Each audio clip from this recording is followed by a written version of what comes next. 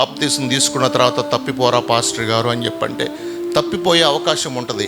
మనం మరణించేంత వరకు కూడా తప్పిపోయే అవకాశం ఉంటూ ఉంటుంది. కానీ ప్రతి దినము మనము వాక్యం అనే ఉదక స్నానము చేత మనల్ని మనము పవిత్రపరచుకోవాల్సిన ఆవశ్యకత ఎంతైనా ఉన్నట్లుగా మనము జ్ఞాపకం చేసుకోవాలి. అందుకే దేవుడు కూడా చెప్తాడు, నీతిమంతుడు ఒక్కడును లేడు, అందరూ పాపము చేసి దేవుడు అనుగ్రహించే మహిమను పొందలేకపోతూ ఉన్నారు.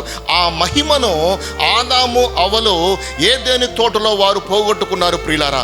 అయితే దేవుడు పరలోకంలో మనందరికీ కూడా మళ్ళా మహిమ ఇవ్వాలని ఆలోచన కలిగి ఉన్నటువంటి దేవుడు, మనకందరూ కూడా మహిమ వస్త్రాలు ఇవ్వాలని, మనందరిని మహిమతో నింపాలని దేవుడు ఆలోచన కలిగి ఉన్నప్పుడు దేవుని యొక్క ఉద్దేశం ఏంటంటే, మీరు బాప్తిస్మము అనేటువంటి ఒక స్థానంలోని మీరు వచ్చి మిమ్మల్ని మీరు ప్రతి వారము కూడా పరిశుద్ధపరచుకొని ప్రతి దినము కూడా వాక్యం అనే ఉదక స్నానము చేత యెహోవా ధర్మశాస్త్రమందు ఆనందించచ్చు, దానిని దివా రాత్రములు ధ్యానించువాడు ధన్యుడు, అతడు నీటి కాలువల యోరన నాటబడిన వాడై ఆకువాడక తన కాలమందు ఫలమిచ్చు చెట్టు వలె ఉండును, అతడు చేయునదంతయు కూడా